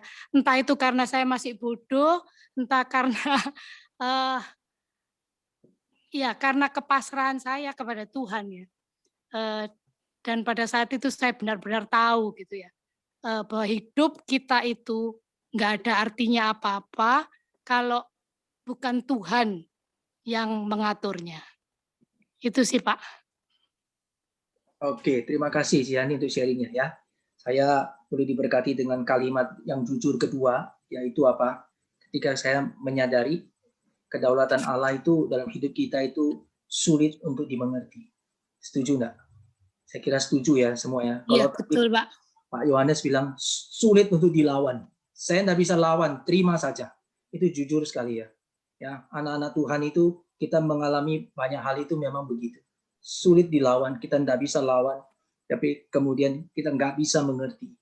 Ya kenapa? Karena memang benar, kalau kita ada hal yang bagian kita enggak bisa mengerti. Yang kita tahu itu apa? Kita tahu kedaulatan Tuhan itu adalah benar adanya. Adalah kasih adanya, adalah tepat, dan itu yang paling baik buat jiwa kita, bagi hidup kita. Nah itu yang kita tahu. Tapi bagaimana waktu menghadapi itu seperti apa? Seringkali kita memang tidak bisa pahami, seringkali kita memang tidak bisa lawan. Tetapi ya, bagaimana kita percaya dan mempercayakan diri, maka Tuhan akan memimpin kita satu persatu. Tuhan pegang tangan kita, ya, sampai surga. Ya, itu saya sangat suka ya. Ada satu lagu anak-anak itu ya, itu lagunya yang diciptakan oleh pendeta Stephen Tong ya. Itu lagu untuk anak-anak. Saya waktu lagu itu pertama diciptakan, saya boleh bilang itu saya nyanyi mungkin sudah ribuan kali. Lagunya sederhana, karena waktu itu saya masih posisi lagi belajar ya. Saya dengar lagu itu setiap hari, saya nyanyi sepanjang tahun sampai tidak bosan-bosan. Lagu anak-anak itu lagu sekolah minggu. Yaitu oh Tuhan pimpin daku, ku pegang tanganmu, ke kanan ke kiri, ku taat padamu. Oh Tuhan pimpin daku, ku taat perintahmu. Kehendak Tuhanku indah bagiku, rencana Tuhanku indah bagiku. Tuhanku tak mungkin bersalah memimpinku. Itu kalimat percaya kepada kedaulatan Tuhan. Tuhanku tak mungkin bersalah memimpinku. Oh Tuhan pegang tanganku sampai surga. Wah, itu lagu menguatkan saya sekali ya. Sepanjang tahun saya nyanyi lagu itu, satu hari bisa lebih dari 3 kali, berarti mungkin udah ribuan kali ya. Dan itu masih menjadi satu lagu favorit saya. Dalam keadaan susah, kadang saya nyanyi ya, ke kanan, ke kiri, ke kanan, atas, ke bawah, semua. Kita percaya Tuhan berdaulat atas hidup kita. Kita mungkin tidak bisa lakukan apa-apa. Mungkin kita juga temu jalan keluar apa-apa. Tapi waktu kita sandar Tuhan, waktu kita percaya Tuhan, itulah jalan keluar yang paling baik. Amin. Kiranya Tuhan pimpin kita ya. Nah, satu orang lagi yang mau ada kesaksian, kalau ada pertanyaan silakan kesaksian biar bisa menguatkan orang lain. Saya kasih kesempatan sebelum saya tunjuk siapa saja. Kalau sudah nanti di dalam kedaulatan Tuhan saya tunjuk. Ya. Saya, Pak. Saya Wah, Pak langsung Rusli. Pak Buyung. Ya, silakan Pak Buyung. Iya. Ini terjadi di tahun 2000-an ya. Tahun 2000, sebelumnya saya ini bekerja di sebuah perusahaan. Saya mulai meniti karir itu sejak tahun 88 ya. Dari perusahaan kecil sampai saya jadi kepala cabang, pindah ke Jakarta. Gitu ya. Tetapi di dalam kesuksesan karir saya pada waktu itu, terus terang saya muncul kesombongan. Muncul sombongnya itu begini. Perpuluhan sudah saya berikan. Kemudian bagian untuk keluarga sudah saya berikan, gitu kan? Kemudian ini bagian untuk saya akan gunakan semau saya sendiri, begitu. Sehingga saya terjebak di dalam satu kehidupan yang jauh dari Tuhan. Waktu itu saya di Jakarta. Dalam saya bilang ini uang saya atur sendiri begitu ya, sehingga saya gunakan untuk yang nggak benar gitu ya. Nah, dan saya lihat saya mengalami satu hal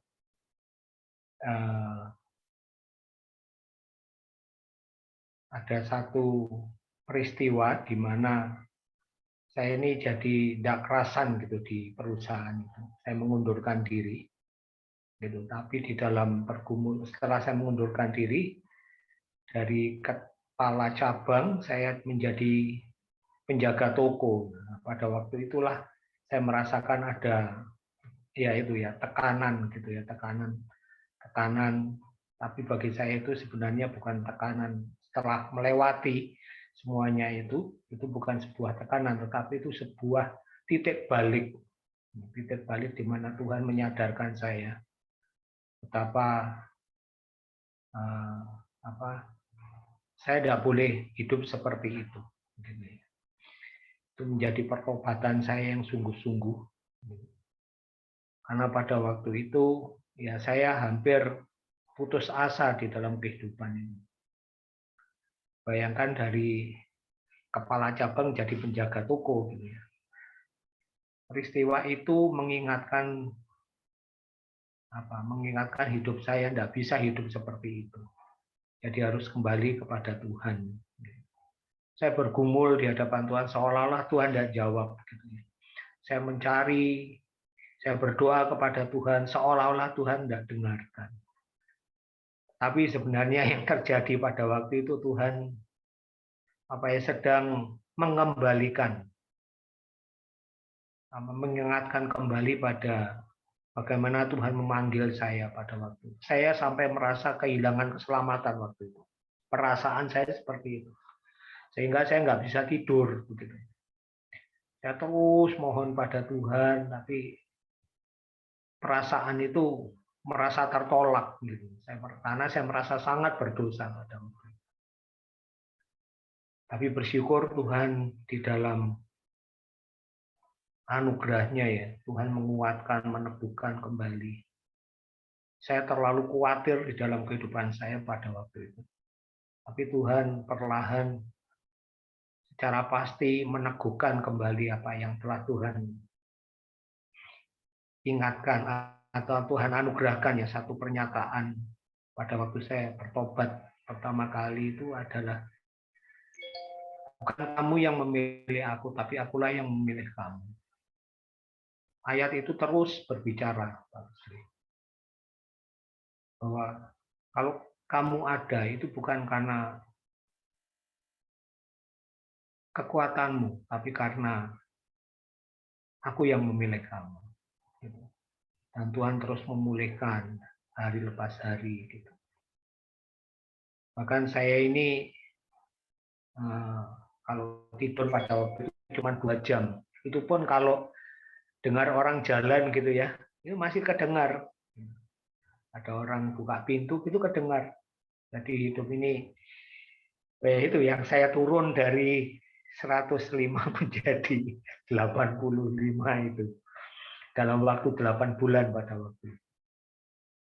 Itu karena ada depresi juga ya. Tapi Tuhan terus menolong, mengingatkan, Tuhan memperdengarkan suaranya melalui radio. Tuhan, saya mendengarkan siaran-siaran radio Kristen gitu ya. Waktu itu Heartline FM di Jakarta. Kemudian Tuhan berbicara melalui buku. Tuhan sangat berbicara melalui saat teduh. Dan Tuhan terus menguatkan. Satu hal yang saya pelajari pada waktu itu, kesucian Tuhan tidak bisa dilanggar. Tuhan punya rencana, tetapi saya membelok. Tuhan tidak mau rencananya itu gagal. Jadi Tuhan mengembalikan saya dengan tanda kutip, ada tekanan keras. Tapi tekanan itu bagi saya saat ini, itu adalah obat yang paling baik, paling manjur. Jikalau tidak ada masa yang menekan itu, mungkin saya tidak seperti hari ini. Mungkin saya, kalau Tuhan biarkan, maka saya akan jauh lebih rusak gitu. Tapi karena ada teguran yang begitu keras pada waktu itu, Tuhan menyadarkan bahwa kamu tidak bisa hidup menurut kemauanmu. Aku punya rencana untuk kamu. Dan bersyukurnya Tuhan memulihkan. Dan hari ini, jikalau boleh Tuhan mengizinkan saya melayani di ladang Tuhan, itu adalah anugerah. Karena pengalaman pada waktu itu begitu menyadarkan gitu ya, bahwa tidak bisa main-main di hadapan Tuhan. Tuhan punya rencana, kita harus belajar mentaati rencana ini. Dan saya bersyukur hari ini kejadian itu bisa menjadi titik balik begitu. Itu obat yang paling pahit, tapi obat yang paling manjur dalam kehidupan saya. Dan itu menguatkan, meneguhkan. Benar yang Pak Fulks katakan, bahwa dalam masa tekanan itu sebenarnya itu adalah masa istirahat kita. Saya sampai tidak bisa berdoa, saya tidak bisa ngomong. Tapi Tuhan yang meneguhkan, Tuhan yang berbicara melalui doa. Sehingga Tuhan ingatkan satu hal, doa bukan sekedar meminta, tapi doa itu adalah menyesuaikan hati kita kepada hatinya Tuhan. Itu saya dapatkan dari pelajaran pada waktu itu. Itu Pak Rusli, terima kasih. Ya, terima kasih Pak Byung untuk sharingnya ya. Jadi saya boleh meng-highlight satu kalimat ya, bahwa Tuhan kita itu ya, Allah yang sejati, Allah yang berdaulat itu kita tidak bisa main-main. Ini bicara kedaulatan Allah itu tidak bisa main-main. Waktu kita mengerti bahwa ada the kingdom of God, bukan hanya the kingdom of man, kita tahu. Kita hidup di tengah dunia ini tidak boleh main-main. Kita hidup harus punya tujuan. Kita hidup itu untuk kemuliaan Tuhan. Dan kita hidup melayani, menjadi hamba-hamba Tuhan. Ya, setia seumur hidup di dalam semua yang Tuhan percayakan. Ya, apapun pekerjaan kita, keluarga kita, ya, segala pergumulan yang kita hadapi, kita percaya kita jalani sendiri. Karena kita punya raja di atas segala raja. Ya, di dalam kerajaannya yang mulia, yang menuntun, membimbing kita dalam kebenaran, dalam keadilan, yang melindungi, ya, yang menyatakan kuasanya, yang ruling over the world ini, yang memerintah ya di semesta ini, bahkan di dalam kekekalan. Itu menjadi jaminan yang teguh ya untuk kita boleh terus beriman, berpegang teguh di dalam iman kepada Dia. Ya, kiranya Tuhan memberkati untuk sesi malam hari ini. Jadi saya mungkin akan tutup sampai di sini.